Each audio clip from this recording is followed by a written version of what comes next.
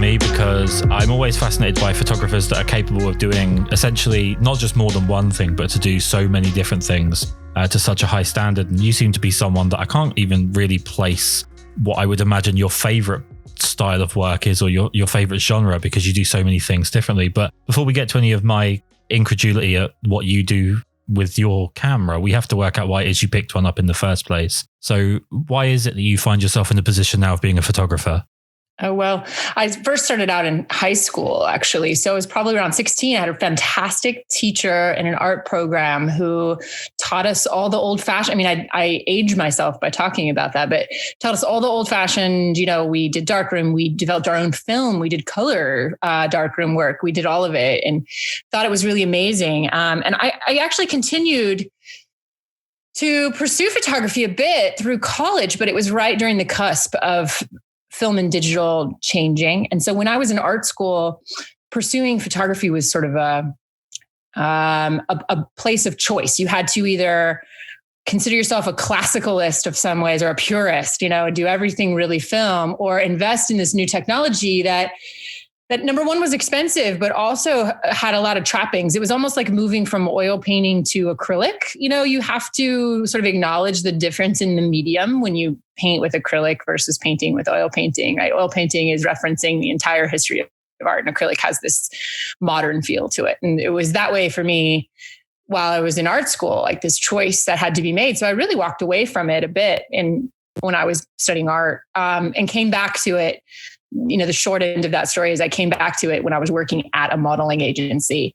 I worked there. We had a lot of really bad photographers come in and thought they were all fashion photographers. They would all overdo everything. And I would have to be there all the time, art directing and correcting and making things what we really needed for traditional fashion photography. And finally, I just asked my boss, I said, hey, if I invest in a decent camera, will you help me pay it off? That was really where it started. And then it, pursued from there. And then my loose association with fashion photography, that thread, like you said, I do other things, but that thread started in that place, and having people in front of my camera from then on began there. And something that, like I said at the beginning, something that really fascinates me with yourself is just that ability to be kind of prolific in more than one area. Like I know great headshot photographers, I know portrait photographers, I know great commercial photographers, but very, very, very, very few people are able to kind of cross those borders, as it were. Much like America, I don't feel like 80% of photographers have the passport that requires them, that they're required to have to be able to actually cross borders. So you have this amazing ability to kind of dance around different genres. Is there a particular style or genre that you tend to favor in terms of your enjoyment of photography? That is incredibly flattering for you to say all that. I'm like a bit fazed by that compliment to start, but I think what it really comes down to is there's a couple of visual things I really like that cross over. One is I kind of like an uncomplicated, simple finish, so nothing too stylized. I think that has helped me move from one genre to the other in some ways, because if you have a really specialized artistic look to your finished product, which there's absolutely nothing wrong with that. It's a taste, it's a personal taste thing. But I just happen to tend towards a simple, low produced feel to a lot of my work. And so it translates a little better than, if you have this really particular color grading style or finish. So I think that's part of it. I think the other thing is that I am still known for people. So yeah, I work in other genres, but most of the time I've met that client by being able to work with people in their sphere. So an example might be, I might be doing some very not boring, but very technical product work, right? But I will have probably previously done some project for that same company that involves some people. Whether it had been headshots or some kind of lifestyle campaign. And I think because I have an ease with people and an ease with making something that a lot of photographers struggle with, which is like working with real people, right? I think that's a really tricky part of photography that a lot of people don't like. And I move in that space pretty well. So when you get to know a corporate client or an ad agency that knows that you can navigate that space well, sometimes you get called on for other stuff, because regardless of of whether or not the subject matter is still a person. Sometimes there's people involved. So one of the best examples I have that's crosses over a lot, and I've worked with a lot this year, is Food Network, right? I first got introduced to them. I'm not a food photographer, I'll say that. And I don't think that even Food Network would balk at the idea that they hire me, and I'm not a food photographer. But they first hired me for a project that somebody else turned down because it involved kids and people that somebody didn't feel comfortable shooting. So they said, hey, you know who we know that does people really well is Elizabeth Wiseman. So then I come in and I can navigate the other stuff as well, just fine. I can do food, I can do still life, I can do all these other things, technically as well. And they just still continue to choose me if they feel like I'm a relevant choice for them. And I think that mostly comes from my abilities with people.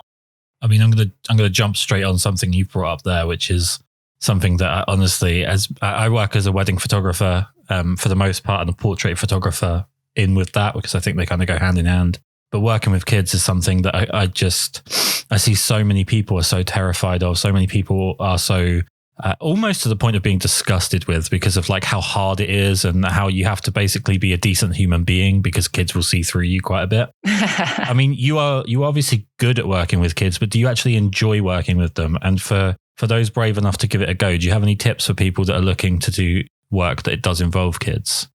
Oh, I love working with kids. I think there's some limits, right? So the modeling industry, which is where I began, sort of begins at about age 5. Very few modeling agencies accept children under the age of 5.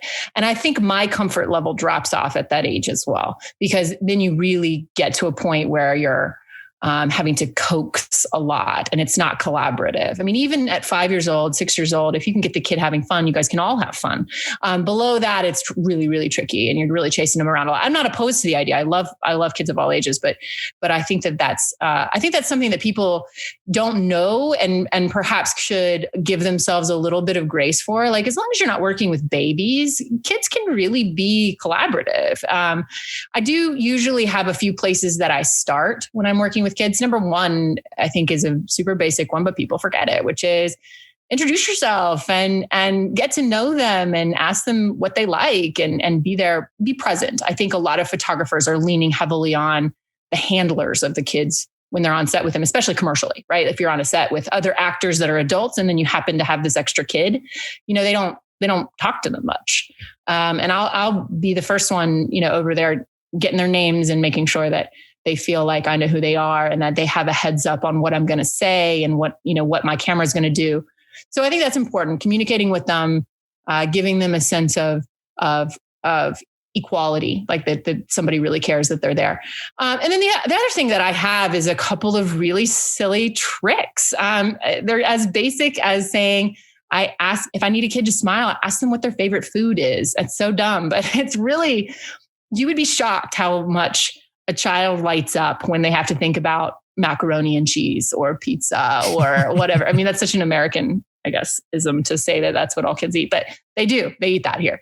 So yeah, that's something I do is I'll wait for those moments of the kid really falling in their energy level. And then I'll bring up some things that I know that they like, that they have to naturally think about in order to light up. Another one is I get their feet moving. So, kids have a tendency to be pretty stiff or running all over the place. You don't have a lot of space in between. So I have little techniques that I do that's hard to describe over a podcast, but I'll do my best. It's basically where I have them stand with their feet shoulder width apart and I have them rock back and forth on their feet. And it adds just a level of natural movement for them that can give me almost any kind of commercial experience that I need, whether it's they need to look like they are reacting excitedly to a birthday present, or if they need to be, I can't think of anything super specific that it wouldn't apply to, especially in catalog work or something where the kid is by themselves on set. This is just a way to keep them dynamic and fun without them running off or doing the things that you're really afraid of, which is them feeling like they can't collaborate in front of your camera. So I think those are the things I think of. If it's a group setting, so Food Network, for example, when we have kids, it's usually an eating scenario. Kids really need to know who to look at.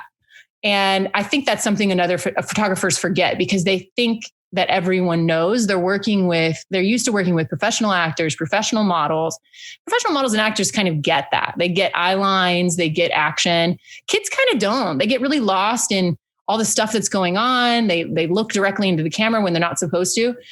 So I really talk to them a lot about what that means to look at the other people on set. And if I absolutely can't get them to understand it conceptually, I say all the time, look at your daddy's eyes, or look at Brian's eyes, or whatever the other actors, and what color are they? Really look in there. Can you see, is it blue or is it green? Because I can't see it from here. Can you tell me? And then you get these really great engaged moments. Food Network, other types of lifestyle shoots that I've done here lately, we often have to have this family feel. It's a very coronavirus, COVID-19 thing where they want everything to seem like it's inside the same household, right? And so we really need these intimate moments. And every once in a while, you get situations where these people have never met before. But if you can get people to really look into each other's eyes and really kind of engage in that way, even if it's fake for a moment, the kid's just trying to see what color the person's eyes are. But even the other adults, they really think it's charming and they think it's funny, and they stand there and they stand really still trying to let the kids see the color of their eyes. And you get these really lovely moments. So sometimes you just have to find the thing that your client needs. Is the client need them to look more closely at the other person? Do they need them to move more? Do they need to do whatever? And identify that thing that you're missing and then come up with a creative solution to it. I mean, that's not a very specific response, but I've just tried to, over the years, find those holes in what makes a child hard to work with, and then fill them with something really concrete, because you can't just say, well, this kid was bad, or I'd rather them have used an older child. You don't have control over that kind of stuff. So you have to really find moments to say, when things start to slip away, what concrete thing can I tell this kid to do that's going to help us get back on track? And for someone that covers so many genres, do you ever find yourself, I mean, obviously, I guess with commercial work, it's about what's in front of you, especially at times like this. But do you ever find yourself using one type of shoot to offset another? So, maybe sometimes working en masse with kids over and over again, or working in one particular style might sort of drain you a little bit creatively, that you can switch maybe in your personal time to shooting something different that will just sort of replenish that energy and that desire to actually pick up a camera. Yeah. So I have young children of my own. And so most of my business growth, I don't get a ton of time to do personal projects. So one of the things that I like about having diverse clients is that happens a bit naturally. It's almost like having a diverse investment portfolio. Yeah, it's about money for sure. Like the idea that if you only photographed, I'm trying to think like something that would have gone away during COVID. Like what's a genre of photography that went away completely during COVID? Something with a lot of exposure. I can't think of something specific. I mean, in England, it's weddings. Weddings have just disappeared. And to be honest with you, pretty much anything that's not based around a brand sending you something to your house or to your studio and you shooting it on its own as an item, that seems to be all we have left over here. But obviously America's, you living in a country that's basically 50 countries all mixed into one. So it's hard to tell from the outside, what the effect has been over the past 12 months. Yeah, it's really different in like Los Angeles and in New York. And where I am, there's a joke that we are the number one hotspot in the world, but that's neither here nor there. So weddings is a great example. I don't know why I didn't think of it. Weddings is still slow, I think, everywhere, especially it was over the summer where it should have been, the peak of it. So, having that diversity where if something slows down for me, the fact that someone comes along and says, hey, I have this weird idea or this thing that you don't normally do, but I want to try it, that does keep me creatively inspired, because it allows me to try something new in a safe space, because it's usually with a client that I trust and trusts me. And so I don't get a lot of opportunity to say, oh, I haven't shot kids or products or whatever in a long time. I'm going to do my own thing. Every once in a while I get a chance to do that, but really most of the time I'm really running from one thing to the next in my personal life. But yes, when something new comes around, I feel totally re-energized. I feel really ready for that change. And as I left St. Louis, and now I live in East Tennessee now, I was living in St. Louis. It's about a 8-hour car ride away. I think it's about 500 miles away. it was a big change for me. And so when I came to a new market and was able to get in with new clients and have new experiences here, it was very, very creatively expansive. I mean, overall, when it comes to, let's talk adults here. When it comes to directing on like a wedding editorial, portrait shoot, headshots or whatever, are you someone that's adapting your directorial style to the person that is in front of you? Or are you someone that you have almost a persona that, because it's interesting. Something I've learned, this is episode number 132 of the podcast. And I've spoken to a lot of different people that shoot people, and some people are very staunch and hardlined with they are a certain way and other people react to that and that's what they capture. And then there are other people who sort of manipulate themselves around the person that's in the chair in front of them to get the best results. Which one of those two best describes you? I think I perhaps make them come to me a little bit more than, I don't know that I've ever thought about it that way. I think because I very rarely am doing a portrait where the person is themselves. That is one limit to my portfolio in some ways. I very rarely am doing, for example, an expose on someone for a magazine. I do some of that work, but my portrait work tends to be commercial. And so when I'm doing that, I really have to bring someone to the place that the client wants them. And if fashion work is that as well, right? There's a story, there's a narrative, there's a thing that we're doing. And it tends to be what the client needs or someone else outside of the model or the subject needs. So I lean into that and I really try to get them where I want them and where that vision is, I think, more than I let them do their thing. I think some of that also comes from the fact that working in fairly small size markets like I do, I don't work much in New York or LA or these other places. Most of my models or subjects are not super experienced in front of the camera. So if you lean too heavily on someone who's kind of terrified to be there, even if they're a model, they just often don't have that much experience, then you spend a lot of time trudging through what they're trying to do until you can get to something raw and authentic. So I think I've just over the years developed some things that get me somewhere where we're getting a basic level of usable stuff and then praise the heck out of the model or the subject. Say like, wow, we're really somewhere. We're really getting something. This is working. This is amazing. And then hopefully they'll start to get to the point where they're feeling collaborative and they're comfortable and they add more of themselves as we go. But I don't think that's where I began. I don't think I began with this authentic notion of someone has something to offer the camera. I think I really steer them in a direction that I think it should go first and then have them add to my vision as we go. And that seems to work for me. I think some of that is also just because most environments I work in are restrictive with time. They're restrictive in the vision of the client and all that. And I don't mind that. I think it's fine.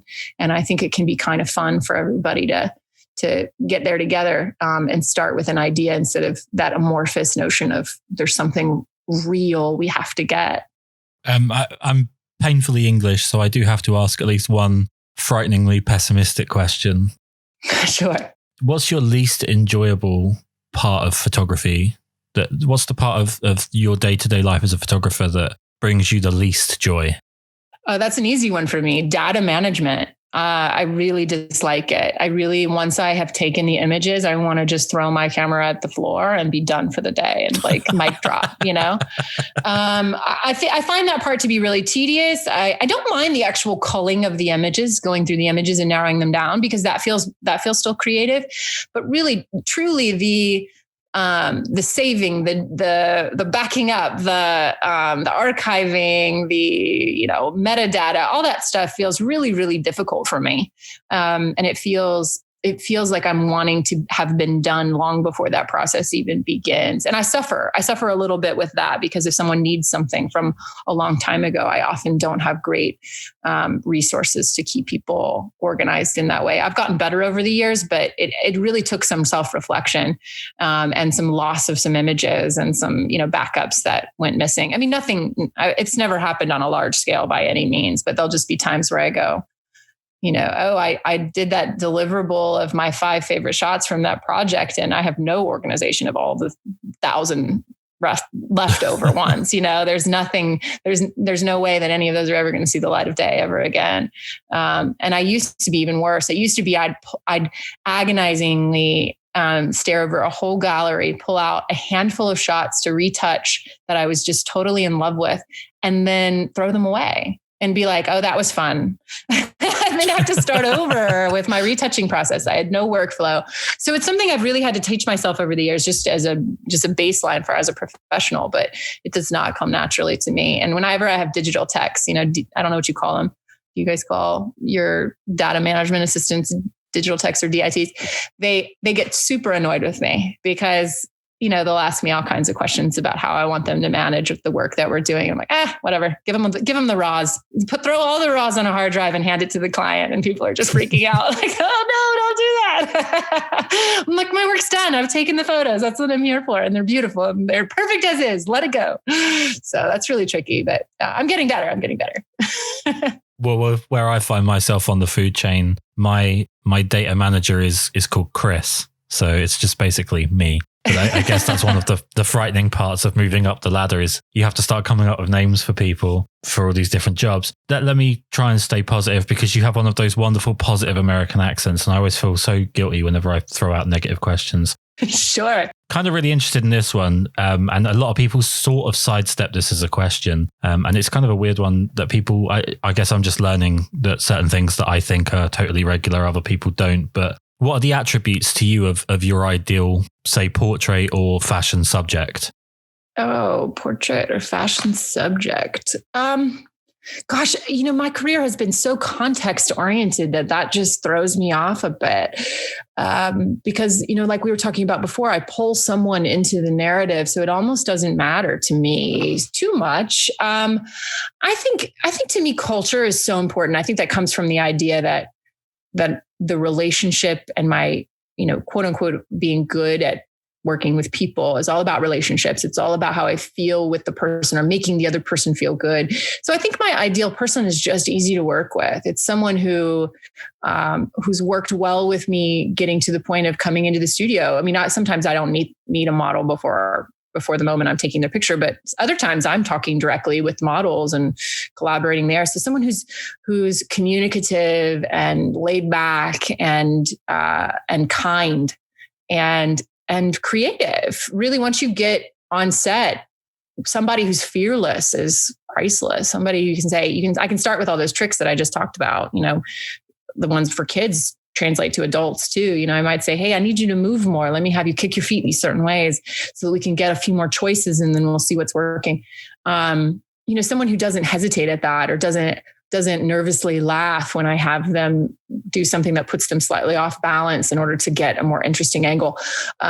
Those are really important when you're trying to be creative. It's hard to be a creative photographer when your model is stiff or too cool or rude. Those are really, I think that's kind of obvious. So there's probably some nuance in there that creativity is perhaps the thing that is just so exciting to have on set, is someone who does something I'm not expecting or adding to the concept in some way that I didn't see coming and allows my work to feel better. I think someone told me when I first started doing photography that photographers get too much credit and too much blame when they're working with models, because they get too much credit when they're working with an incredible model, right? Because somebody's going to really bring in not just beauty, but movement and expression and angles and all these incredible things. But people say, oh, photographer, wow, what a great photograph, you genius photographer.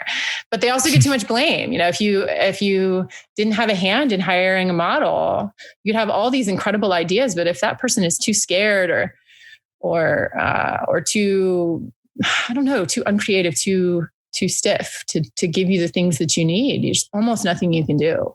Like I said, I have some of those tricks that I pull out, but they only go so far if you have somebody that's just really difficult to work with. Something that's been a huge rise over the past 10 years with photography, and I guess it's just hand in hand with the rise of things like YouTube, the internet at large, social media and so on, is the rise of education for different mediums outside of the normal formalities of going through like a college or a university. And this is pretty much one of the first ways I became aware of your work to a higher degree was through your, I believe it's now Pro EDU. Yeah. Uh-huh. It used to be RGG EDU, and I always thought that was the most stupid name because it was really hard. It would take you like 5 minutes to explain to someone what it was. Pro EDU at least is a little bit quicker to say.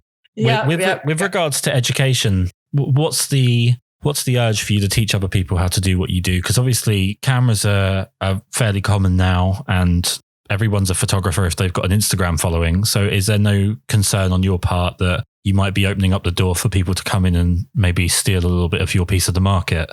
Well, I love that question, because honestly, the first time I worked with Pro EDU, that was one of the very first things we overcame. Was they said, if you're going to be holding back your secrets, then there's no point.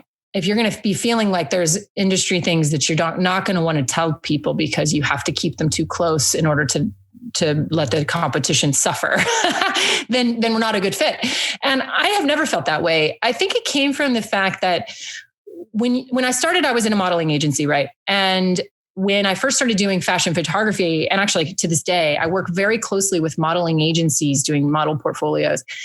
And I have learned so much about the modeling industry. I mean, I know more than probably most working models about how different markets work and how managers versus agents work. And anyways, that's neither here nor there. But the point is that people ask me questions constantly about the modeling industry. And I found myself wanting to write blogs about it and wanting to do certain things to help people get past this mystical veil that the modeling industry seems to have, which feels very almost dark and overwhelming.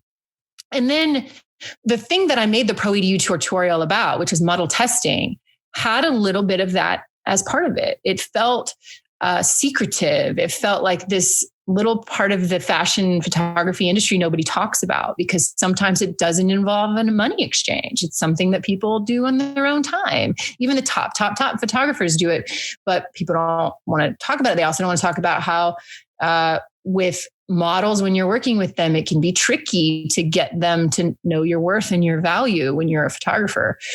So I found myself getting emails constantly from other photographers saying, how do you do this thing? How do you do model testing? How do you get in with the agencies? How do you get these models in front of your camera?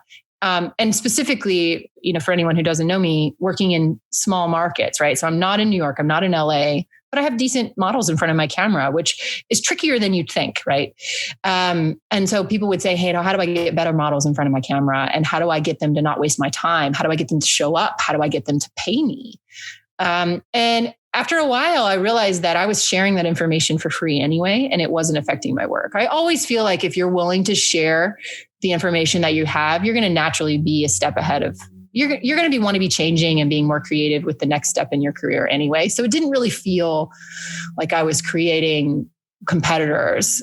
I was just giving people shortcuts to what took me a couple of years to get to. But it makes me better too. I think as soon as I tell someone something that I find easy, I think, well, then I need to elevate it. I need to get it better. I need to do it in a way that this person can't do. And so it's pushed me quite a bit. And I like that part about it. I've always liked teaching. I taught at a university when I was in graduate school. I taught at an acting school for a little while. And it's just something I have a passion for and really enjoy watching people walk away with something that I feel like only I could have taught them, which is probably narcissism. So excuse me for that. But I just think that there's something really special about teaching, and it produces community in a way that I'm not sure there's other things that really do. Maybe having a podcast that probably creates community in the same way, but it's such a nice outlet for me. And it doesn't involve data management. So, hey.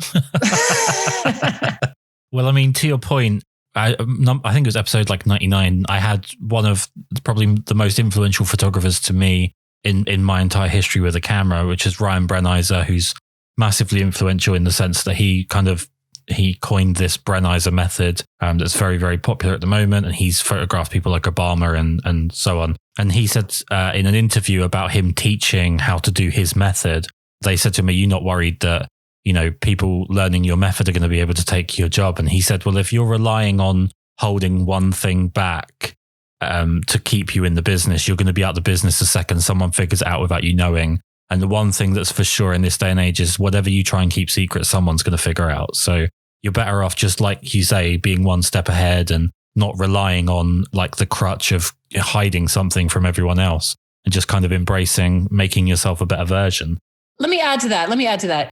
One thing that I think has carried me creatively and personally through my whole life, it's a bit of a mantra, and that is your voice is unique, right? And that's not rocket science. That's not something that we don't hear a lot, but there is something to the idea that good art is at the same time universal and unique. And certain things end up in museums because we all kind of agree that they're great. Not everybody, but most people agree that these are the pinnacle of somebody doing something that is unique, but they're also universal. And so I think that those secrets are funny because people are overemphasizing the unique side and forgetting the universal side. We need to be doing something that we all get and we all understand, and we can all say, I recognize that and it's important to me and it speaks to me culturally. And then everything else that you do on top of that, only you can do anyway. Every artist's voice is uniquely theirs. And no matter how bad you are at photography or bad you are at painting or whatever, there's something about it that's only you are going to produce. And I think that that's so important for everyone who is pursuing anything creatively to do, is say that you're at your best when those two things meet. And so the notion of secret is, to me, not relevant into making good art, because I think that those secret things actually become the universal things that are so important to us all connecting as artists and as culture. Where are you finding your inspiration? I'm finding so much lately that people who work in one particular medium don't generally find their inspiration from within that medium. They find it externally. I personally find I'm most motivated to go and shoot right after watching a fantastic movie that's got amazing cinematography. And although I don't do anything with video, just some of the composition, the framing and the color work, whatever, is what makes me want to go and shoot. Even to the point where sometimes music kind of fires me up to go and do some photography. So what is it that kind of most lights the fire under you to go and do what you do?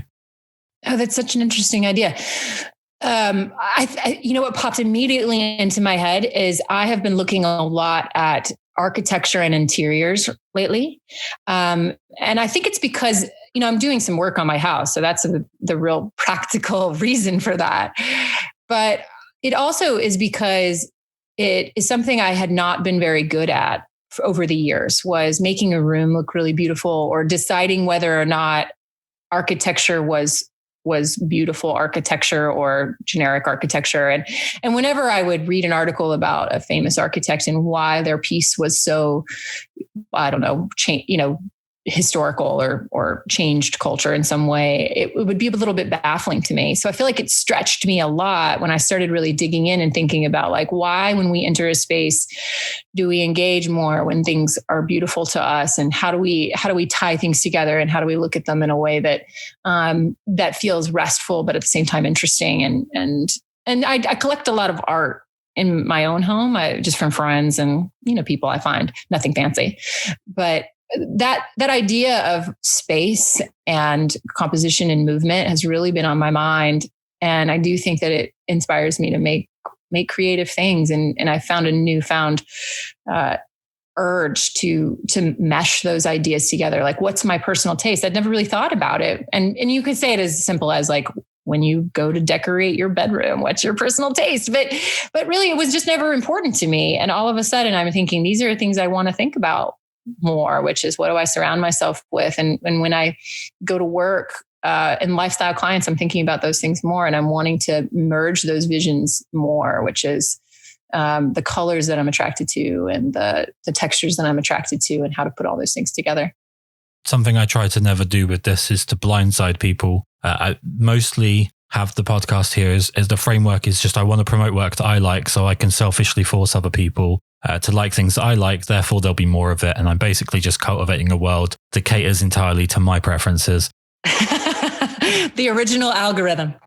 Exactly. I want to be the algorithm. That's my ambition in life. But there is one thing I'd love to talk about, or at least just say my piece on, which might seem a little bit selfish in a podcast that's about you, but I'm going to go for it.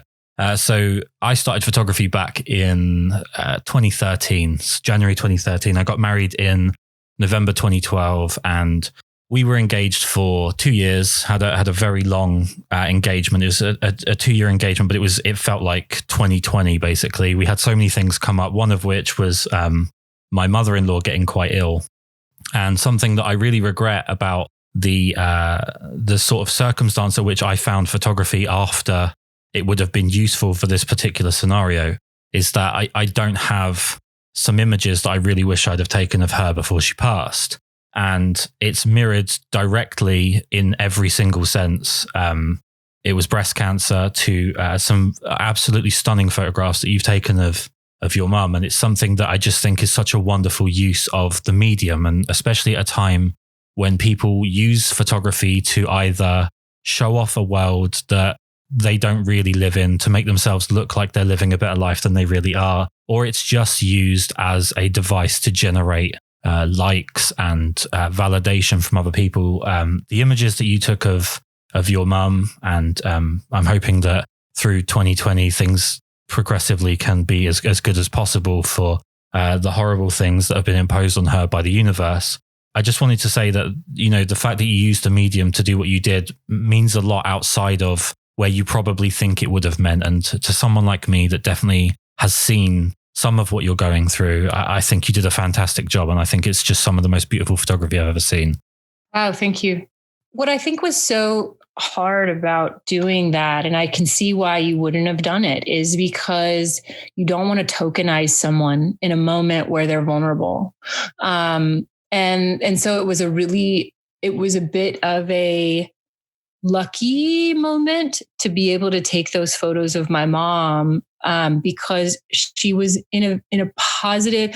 So she was showing the literal and figurative scars of the journey at the moment, right? She had some burns on her from radiation, and she really wasn't well healed from her surgeries, and her head was still bald. But she was at a pause in treatment. And so I felt comfortable, you know, saying, hey, let's document this moment. Whereas now, you know, it's not, she could listen to this and we all could talk about this. It's not any secret, but you know, her disease has progressed. And at the time there was more hope. I mean, there's hope. There's always hope, right? That's not what I mean, but a moment of hope, but that you can still document hard things is like a little pocket, to get in space. And I feel very lucky that we found that moment. And the way that the light moved in that day, I know this is a podcast, we can't show the pictures, but you know, I have them anywhere people want to find me. They'll find those pictures because there's some of my favorites as well. But the light just did something really spectacular in that moment. And I just felt so grateful to be able to have said, hey, you're in a good place right now, but we still need to do this. We need to document this. And we specifically said before your hair grows back, and her hair's gone again now, and it's been gone. I think that I'm kind of waiting for that to happen again so I can take more pictures of her. And I find that even when I take, I find that even when I take just phone photos of my mom, her friends are always talking about them. They're just pictures of her getting a treatment or, you know, something, us waiting in a waiting room. But I think people don't get to see that part of life very often, that those hard moments and the things that feel very banal, but serious. And it builds a reaction in people and they feel connected to those moments. I think we've all had those moments. We just don't see them in other people's lives. And so it's been really important. And I even had the thought today that I need to really ask her what that boundary is and say, can I take more? Because I would like to. I mean, I'm with her at a lot of appointments and a lot of treatments, and I would really like to show her, you know, in moments that are not always pretty and moments that are complex. You know, an example is she is always kind of dressed to the nines and can no longer dress herself easily. And what does that do to a photo of somebody who's always dressed really beautifully? So those are things that I'm encouraged to pursue more. And I feel very lucky that I did that the first time and pushed for that portrait session to take place during a peaceful moment in our relationship, because those moments pass and then things start to feel dark. And then you don't feel like you can cross that boundary with someone and make them feel vulnerable in front of the camera. Well, there's very few things that last as long as regret. So the fact that you're in that position, that you feel like you managed to do something that so many of us would have let pass is obviously a wonderful thing. And I think, the images are just fantastic. I have one question left for you. I know that you need to get stuff set up for Christmas and quarantine life and all of that. But yeah, one last question for you. And it's a really annoyingly difficult, broad one, but I have to ask this of someone, like I've said countless times now, about all of the different genres and the different styles of which you shoot and the fact that you cover so many things so well. Do you feel like there's one image that defines you as a photographer? And if so, why? Oh my gosh. One image. Can I go to my website? I don't know. Of course you have me thinking about those images of my mom now. And I think there's something about those that I might choose if I couldn't pick something else, partially because it's personal, of course, but it's also portraiture in its best moment. It's a real person. It's a tricky situation that involves some directing of someone in a vulnerable moment, someone who doesn't have their picture taken very often. And so the cross section of a lot of the things I do came together in that series of images. Another one I might choose is I did a series of portraits. So it's a series. It's not one picture. I'm so sorry. But I did a series of portraits for artists at this place called the City Museum in St. Louis. And the City Museum is this thing I can't describe. It's like Willy Wonka, Tim Burton. Those are all very American references, but I think people know them. It's like this real person came to this big warehouse in St. Louis and took a bunch of architectural salvage and made a giant 10,000 square foot playground or more. It's huge. It's a big warehouse. And there's artists that work there, and these artists are given free rein, and they are told that they have no deadlines and that they can just build and they can be creative. And I went in and for one of the first times in my career had this very open-ended assignment to just document them in the form of a portrait. And it was funny to even get some of them to participate because it involved kind of standing still for a minute.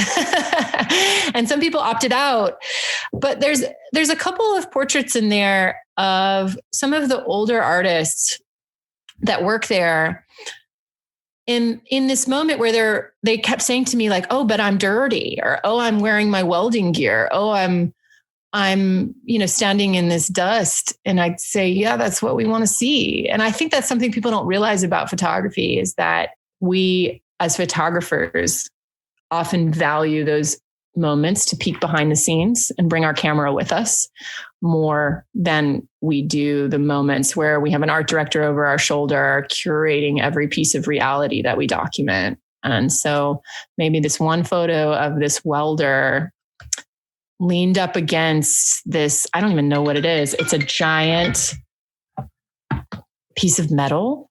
And he's standing there with his welding pads on and he's looking directly into the camera. And he is just literally standing in the same place I found him when he was working. And it feels very real and it feels beautifully lit by just the environment that was there. And it was a moment that I looked down at my camera after taking the shot and thought, this is why we're photographers, because I see this guy and I didn't even have to do anything. I was just looking at the world around me and finding a beautiful image. See, it wasn't that hard. I had to get there. Obviously, like I said earlier, I'm one step closer. Every podcast, I become one step closer to becoming the human algorithm and just getting everything that I want. Yep. An important part of that is to make sure I push as many people that listen to this towards your work. So this is a chance for you to plug all the places that people can find you. Sure. Okay. So you can find me on the most up-to-date place is always my Instagram, which is Wiseman Photo, all one word. And Wiseman is spelled exactly like it sounds, Wiseman.